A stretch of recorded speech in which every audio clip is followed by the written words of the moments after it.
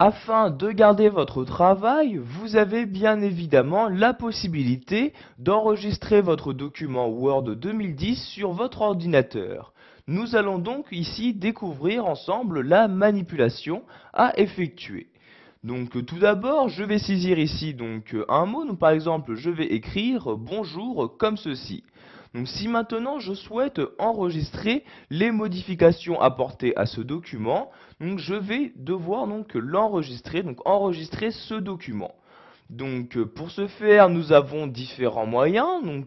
Le premier étant donc de se rendre dans le menu fichier. Donc je clique bien en haut à gauche sur fichier comme ceci.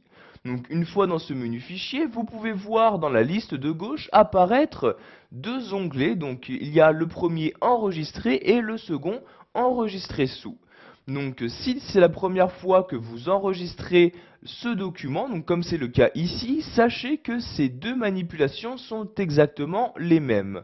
Donc je vais par exemple ici cliquer sur enregistrer sous comme ceci. Donc après avoir cliqué soit sur enregistrer ou enregistrer sous, vous avez donc cette fenêtre qui apparaît. Dans cette fenêtre, vous allez tout d'abord choisir l'emplacement de la sauvegarde, donc à quel endroit vous souhaitez sauvegarder votre document Word. Donc je vais par exemple ici le sauvegarder sur mon bureau. Je clique donc ici sur la liste sur le bureau comme ceci. Ensuite, vous allez lui attribuer un nom, donc dans cette partie-là. Donc vous y placez votre curseur et je vais par exemple mettre ici présentation comme ceci. Pour finir, vous allez attribuer un type à votre document, donc sous quel format vous souhaitez l'enregistrer. Donc pour choisir entre les différents formats disponibles, vous cliquez ici sur la flèche et dans le menu qui apparaît, vous avez tous les formats disponibles. Donc par exemple, si vous souhaitez que votre document soit totalement compatible avec les anciennes versions de Word, donc par exemple Word 2000 ou encore 2003, vous voyez vous avez un format, donc l'ancien format de Word. Vous pouvez enregistrer votre nouveau document sous cet ancien format. Vous pouvez également enregistrer votre document en tant que modèle Word, en tant que PDF, donc un format universel, ou encore le format XML, etc. Donc ici nous allons garder le format par défaut, donc le format .docx qui correspond ici à document Word.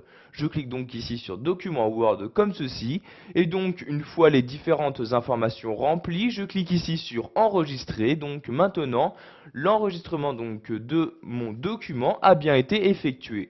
En effet, vous pouvez voir maintenant en haut que ce document porte bien le nom de présentation. Je vais donc maintenant fermer mon document Word. Je clique donc ici en haut à droite sur la croix comme ceci.